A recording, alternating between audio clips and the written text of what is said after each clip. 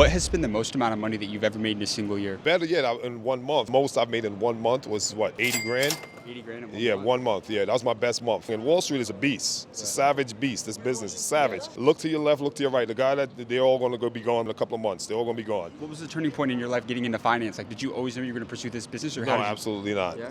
I was a personal trainer in the gym. Long story short, the guy who I was training, he thought I'd be good in this business. And that was over 17, 18 years ago. And here I am. Finance is very competitive. How did you stand out? Discipline. Most people can't say no to themselves. They got to have that drink. They got to have that party. They got to have that girlfriend. They got to have that sex. And all that right there attributes to poverty because it drains you of all your resources. Your number one resource is your energy. That's it. Number one resource is your energy, and it's a natural commodity. If you're prodigal with that and you're wasteful with that, then you can't accumulate anything. Have you ever been broke before? Oh, absolutely. Many times. How old were you when you became a millionaire? I would say in my 40s. When it comes to the way that people look at money, what would you say is the number one thing that separates the middle class from those who end up building that wealth? Spending habits. It's like people hate money, right? They got to get rid of it. I got to go buy. I got to keep up with the Joneses. The money's a frequency, and you have to get on the money frequency, like radio stations, TV stations. Like if you want to watch CNBC, right? You got to tune to that channel. You can't go to ABC to pick up frequency from CNBC, right? So the content of that channel you have to tune to. Money is a station, no different. So you have to tune to the consciousness of money. When you tune to the consciousness of money, then you get fed all the information necessary for you to accumulate wealth. Then you become magnetized. You become a money magnet, and you no longer have to chase it. See, we're taught to chase money. That's the worst thing you could teach somebody. You don't chase money. You become magnetized money-wise, and money chases you. You never chase money, just like women. You never chase anything. Right. Thank you so much for your time, sir. I really problem, appreciate man. that. Have a No great problem. day. What industry did you decide to pursue a career in? The acai bowl smoothie franchise industry. And how long have you been an entrepreneur for? My whole life. I started selling candy and goodies when I was 7 years old in school. Started a power washing company when I was 14 with my buddy. So I've been doing it my whole life. What has been the most amount of money that you've ever made in a single year? So this year, our business is going to do north of $20 million. $20 million.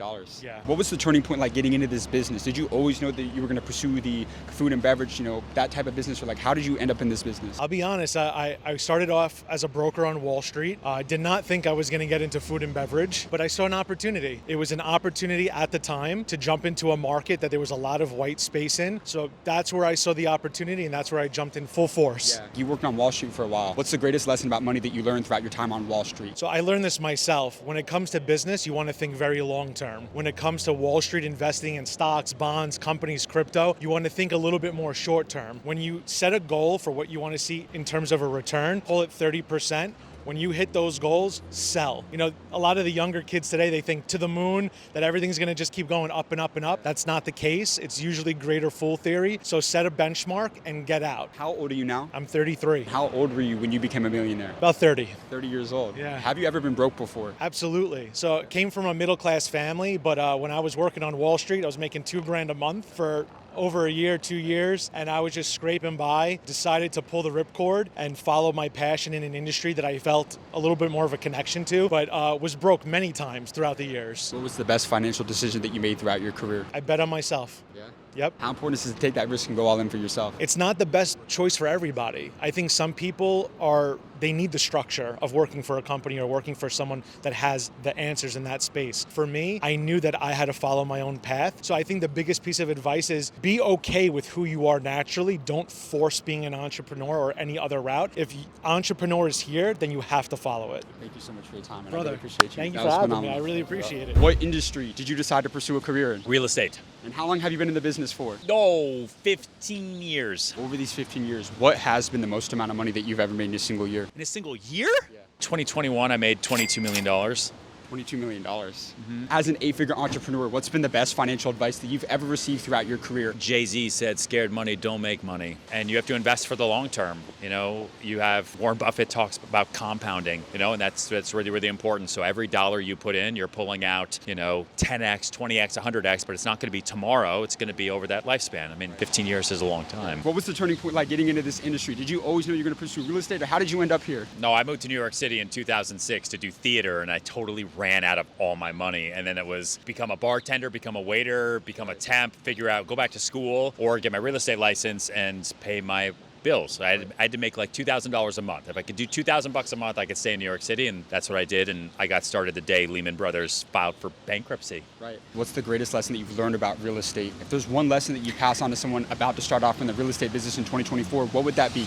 Riches in niches, right? That's super important. Yeah. Like you pick your niche and you just go for it, and then endurance for the win. Because a lot of people will hop from kind of niche to niche to niche, and then it doesn't work out, and they see that it doesn't work out, and they see that as a brick wall instead of what it really is, which is just a speed bump. What's been the most amount of money worth of real estate that you've sold in a single year? This year we'll do probably $4.5 billion in sales this year. Yeah, but I mean, you have to understand, like we sell entire buildings, right? Like we're selling Mercedes-Benz in Miami right now. That's a $1.4 billion sellout, you know, and I'll sell it in, I mean, I'm going to try to sell it all in a year. Maybe it'll take me a little bit longer. The most expensive single home I've ever sold, I did, it was a couple different structures, but to like one person residentially, it was $195 million, and I did it in 2 days. How many billionaires have you met throughout your life? 94. 94. What's the greatest lesson that you've learned from networking with billionaires? They really understand the value of a dollar, which means they don't second guess spending it when it makes sense, but they also are super, super cheap when it makes sense because they understand what it took to get there, and they value their time more than anything. I made a video about it once, but I'd say almost a handful of billionaires that I've gone to dinner with, because we do closing dinners and things. You go to a nice restaurant,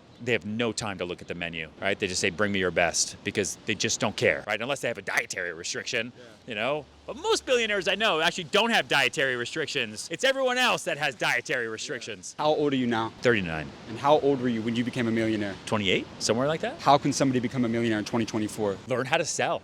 Like sales is the greatest skill set of the new economy, because I think the rest of us who are pushed to go into student debt, to go to college, to not figure out how to pay it off, to get a W-2 job that's 9 to 5, to get a picket fence and have 2.2 kids. I think that dream was sold to us really hard, and I don't think it's real anymore, right? And it's really not. So for you to work for yourself, have 10 streams of income, doing whatever you want, whenever you want, however you want, like that is the greatest future that you can have, but you have to learn how to do it. It's a muscle. You got amazing advice. Thank you so much for your time, Thanks. man. I appreciate you, brother. How old are you now? I'm 48 and a half. 48 and a half. If you were to go back in time and have a conversation with your 20-year-old self when you were starting from zero, what's the best piece of advice that you would give to your younger self? That everything that you believe in intuitively is 100% right, and that the only flaw you have is your inability to be candorous to people that you love in work, and you're gonna need to figure that out because that's your kryptonite, and once you get that right, you got it. And so what I mean to everybody, Jalen, you, all of you, is most kids listen to other people that look like me instead of listening to themselves. Y'all know better than I know.